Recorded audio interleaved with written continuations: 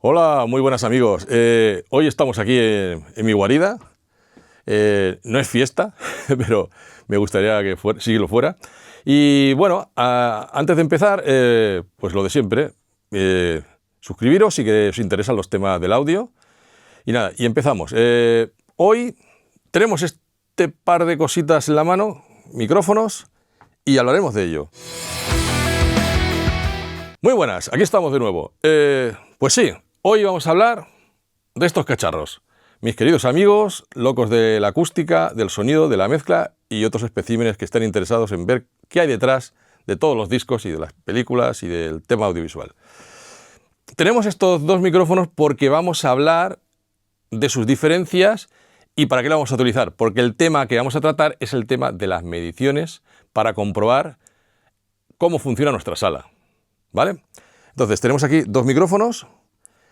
Este primer micrófono es un micrófono de los que vais a encontrar muchas veces en los estudios, con esta forma, con otra diferente, porque cada micrófono que se usa en estudio sirve para cosas diferentes, como ya bien sabéis todos, la mayoría de los que estáis ahí. Entonces, este micrófono no se puede utilizar, ni ninguno de los que utilizáis normalmente para vuestro estudio, para hacer tomas de grabar a baterías, para grabar guitarras con esto, cajas, lo que sea. No podéis utilizarlo porque ellos ya parten de una coloración, una especie de ecualización que les da una característica concreta. Entonces, si hacemos una medición con un micrófono de estos, lo que vamos a añadir a la sala es pues lo que hace esto. Además, estos micrófonos, por ejemplo, en este caso es muy direccional. Tampoco valdría un micrófono para hacer mediciones de acústica, hace falta que tenga que esféricamente también recoja sonido. Entonces, es una de las características indispensables, ese que sea plano. Entonces, tendremos que utilizar un micrófono tipo como este. La forma de todas las marcas es muy similar. No hace falta que compréis un micrófono muy caro como este. Este es un micrófono caro que se utiliza para más cosas. Por ejemplo, combinado con un sonómetro o analizador clase 1 para hacer mediciones legales, donde sí que necesitamos saber exactamente qué SPL estamos porque vamos a tener que defender esa medición respecto a la administración. Y tenemos que coincidir todos con aparatos que tienen que estar calibrados y tienen que pasar controles anuales, ¿vale? No hace falta eso. Con un micrófono a partir de 100 euros, de la marca que queráis, posiblemente ya funcione. De todas formas, próximamente hemos recopilado varios micrófonos y haremos unas mediciones y haremos las comparativas para que podáis elegir cuál utilizar en cuanto a precio y en cuanto a prestaciones. Normalmente todos suelen funcionar bastante bien en cuanto a referencia de plano, no tan bien en cuanto a la calidad de medir alrededor del micrófono. Esto ya lo veremos también, ¿vale? Lo haremos esto no lo haremos aquí, lo haremos en nuestra prueba, en la empresa donde dedicamos a la acústica, en una sala que hacemos mediciones de problemas y hacemos cosas, que haremos más cosas también. Entonces, ¿para qué queremos esta medición? Pues mira, básicamente vamos a empezar por la parte esencial que nunca se habla en los estudios de grabación y sobre todo también en las salas para temas de mezcla domésticas. ¿Por qué? Porque este problema sobre todo se da cuando tenemos monitores que están puestos sobre peanas. Cuando sucede esto, hay un fenómeno que se llama cancelación de fase, que es simplemente, explicado así a lo bruto y rápido para que todo el mundo lo entienda, es que tenemos dos señales. Una, la que llega directo del altavoz, y otra que es reflejada en zonas de alrededor del altavoz, sobre todo de atrás o la propia mesa que tenemos delante. Y esto pasa porque a medida que se va ampliando la frecuencia o va disminuyendo, va cambiando la direccionabilidad del sonido. Entonces, cuando llegamos por frecuencias graves, que es por lo que vamos a tratar, el tema de los graves, lo que sucede es que la señal es muy circular y sale mucho sonido por detrás, alrededor del altavoz. ¿De cuánto depende? Muchas veces del altavoz. Pero normalmente el grave se transmite de esta forma, de forma radial. Entonces, ¿qué quiere decir? Que tendremos dos señales o varias. Una, la que nos llega de la caja, otra que viene reflejada de la pared trasera o de la esquina, o una difracción por la mesa de mezclas que tenemos. Entonces, eso genera que en algún punto coincidan las frecuencias que nos llegan de forma contraria en fase. Quiero decir que una restará a la otra y tendremos caídas en función de en cuánto nivel de SPL sea la reflexión o en cuánto nivel de de fase estemos, en 180 el máximo, en menos de 180 será menos la atenuación y así sucesivamente. Entonces, veremos que cuando hagamos la medición, que hay una caída brusca entre los 80 y 120 Hz, andará por ahí, brusca y muy pronunciada, de una frecuencia en concreta. Si medís en tercio de octava, igual hasta os pasa desapercibido, pero si medimos con más precisión, veremos que está ahí. Y entonces en rock, posiblemente, si no es muy amplia, posiblemente no os afecte demasiado, pero si hacéis música donde las percusiones o los instrumentos están afinados, en música electrónica, en música urbana o incluso en metal, cuando los bombos están muy afinados también, pues muchas veces van trigueados. Entonces ahí veréis que a lo mejor si coincidís justo con la cancelación, veréis que tenéis una pérdida de presión de sonido brutal, que además no es ecualizable, porque por mucho que intentemos elevar el sonido en esa frecuencia, nunca lo escucharemos, porque estaremos enviando siempre igual la frecuencia principal y la que está en contrafase, con lo cual, por mucho que subamos, una guerra ahí entre ellos, no conseguiréis nada. Por eso los software que ecualizan salas no acaban de funcionar, porque esto no lo pueden resolver. Hace falta otro tipo de software, que sí que los hay, para hacer esto. Entonces, como en principio tampoco hay ningún tratamiento acústico que os lo pueda resolver, lo que tenemos que hacer es, como mínimo, es medir y conocerlo, para saber que si hay algo en esa frecuencia, pues que sepáis que está falseado. Entonces, en ese momento, pues usar unos auriculares o buscar otras soluciones. Esto, para medirlo, aparte del micrófono, evidentemente necesitamos un software.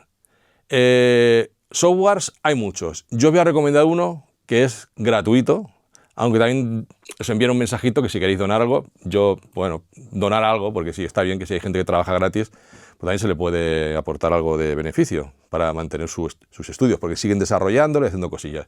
El programa es lo voy a decir en plan bruto para que se entienda, REW, RAW o depende del lenguaje pijo que queráis utilizar. Este software lo podéis descargar de la propia página de ellos y, bueno, es gratuito y lo instaláis. Entonces podéis utilizar un micrófono de estos. También está el micrófono que recomiendan ellos, que es USB, pero si no queréis invertir, con otro de otra marca, también vais a funcionar exactamente igual. Tutorial para manejarlo, ahora supongo que en internet habrá alguno. El tema básico es sencillo. Entonces con esto medís, ponéis el triángulo, indispensable. Poner los altavoces siempre bien. Esto de poner los altavoces como os parece que suena mejor, no es correcto. El triángulo hay que respetarlo, salvo algunas marcas que recomiendan otra posición, como por ejemplo PMC, pero lo normal es el triángulo equilátero. Y en ese punto del triángulo equilátero ponéis el micro a la altura del oído y generáis el switch o lo que sea, que va a generar el programa y os dará una respuesta. No hace falta que midáis 200 veces, porque como mucho un par, la respuesta es la misma. Por mucho que midáis, siempre mide lo mismo, salvo que hagáis algo raro. Una vez tengáis la medición, veréis en el apartado de SPL que hay una caída brusca en alguna frecuencia en el 90% de los casos. Alguno me dirá, que a mí no me da. Bueno, el 90% de los casos lo va a ver. Entonces, esto va a valer para poder, cuando trabajéis, porque en esa zona hay mucha información, si está en 100 menos, pero si está en 80 sí que hay mucha información, y si está en 110, 120, pues muchísima. En todo caso, os sirve para que vuestros trabajos no estén desequilibrados en esa frecuencia. Esto es mucho más importante, inclusive, que la bola de graves. Pero muchas veces la bola de graves también está relacionada con esto, porque cuando pasa esto, seguramente también hay otro lugar donde lo tenemos todo muy levantado, ¿no?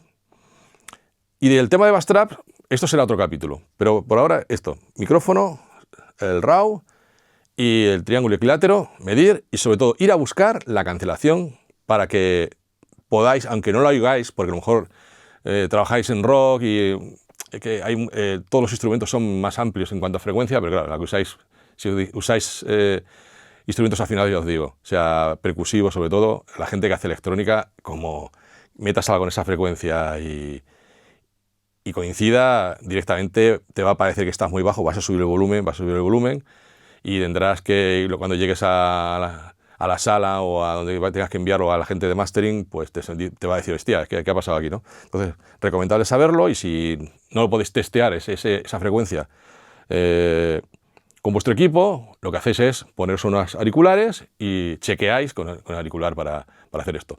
Algunas veces funciona levantarse, ponerse de pie y buscar el punto, lo podéis mirar con el micro, donde quede equilibrado. Normalmente, pero suele estar demasiado alto, tienes que subirte encima de una silla para poder oírlo bien, ¿no? Y el resto de frecuencias te quedan desequilibradas, o sea que no sirve para nada. Mejor los auriculares, ¿vale? Con esto, pues yo creo que podéis funcionar. Más adelante hablaremos de más cosas. Hablaremos también del tema de bass trap. Estamos recopilando bass trap de diferentes marcas y también en nuestra sala, aparte de lo de los micros, haremos lo de los bass trap para que veáis dónde funcionan, porque normalmente lo que veis es la publicidad. Bass trap de baja frecuencia, bass trap de 100 a 200, cosas que no sirve para nada eso, pero bass trap de 50 a 100. Bueno, 50 a 100 no, yo quiero una frecuencia concreta que es donde, ¿sabes? Los graves no son graves, hay frecuencias concretas y las salas tienen una característica modal y tienen graves elevados en unas notas, en una frecuencia y en otras no. ¿Vale? Entonces esto lo trataremos más adelante, pero también quería haceros un comentario importante.